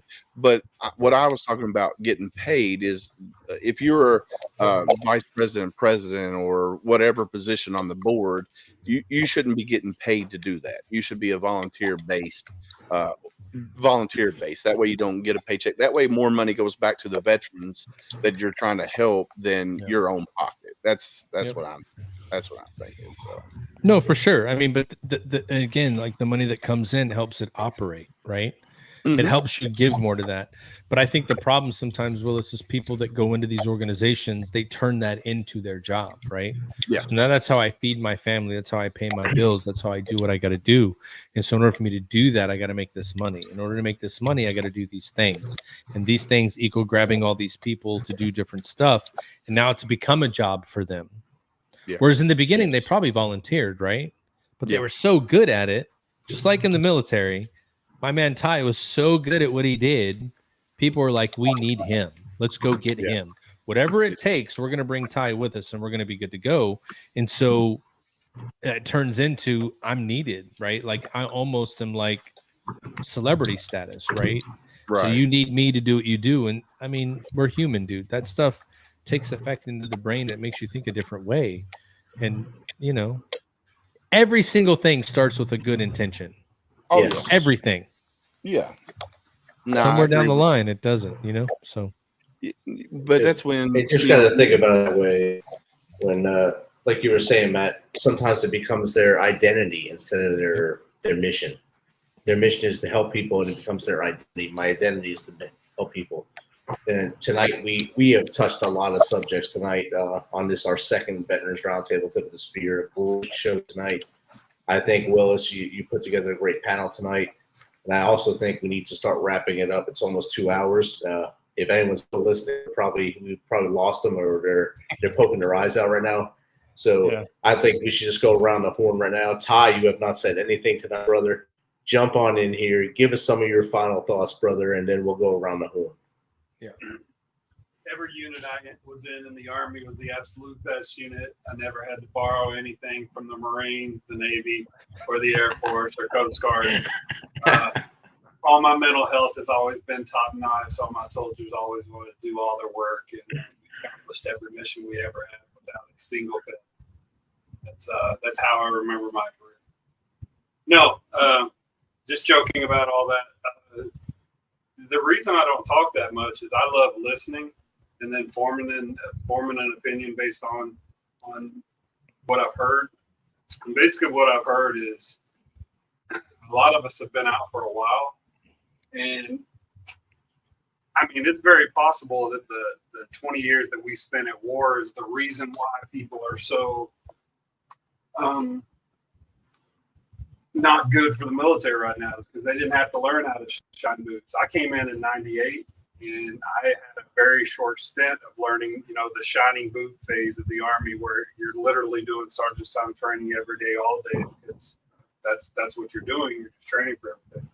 So I do believe that the 20 years that we were at war in Iraq and Afghanistan and all around the rest of the world and where we're deployed definitely has an effect on our readiness today. 100%. Matt? no, I'm good, man. I just appreciate meeting, talking with you guys today. It was a good time. I'm sure, the next one will be just as good. We'll still continue to do it. But, for anybody out there, if you need some help, there's a lot of guys on here that have some reach with different things. And so if you need some help, we all have organizations that can help you. Reach out and we'd be happy to help you. Definitely. I'm definitely on the same boat, Matt. If anyone needs anything, reach out to me, richlamonica101@gmail.com, or go through Misfit Nation podcast website, and we will get back to you. We answer everyone that ask questions on there. If you have dire needs, dial 988. It's optional, and we don't need to have you as a statistic. We'd like to have you next to us next week, our next episode that will be in about a month, or maybe just after the new year. We'd love to see you in 2024, and that's how it's going to be. Willis, take us out. All right, man. Yeah, so I want to thank everybody that came on tonight. Don Bramer, Carl Truman, you guys from Triple Threat, Rich, Jake. We missed Adam Bird tonight. I guess he had some things that came up. Mr. Pitts didn't make it tonight, but yeah, tonight was great. A lot of great information was came out tonight. A lot of great topics. Man, I tell you what, I say it. Rich has said it. Matt said it. Ty said it. If you're struggling out there, reach out to somebody. Reach out to a friend. Reach out to a stranger. Dial 988 option 1. Reach out to somebody. Don't become one of the 22 because you're worth it. No matter what your life is telling you, you are worth it. That's why we do what we do, with our podcast, with our veteran charity work that we do. You guys are worth it. So yeah. And like I say, when I close out my podcast every night, stay safe out there, and I got your 6. And in this case, we got your 6. Amen. So have a great night, guys. All right. See you next month. Next month.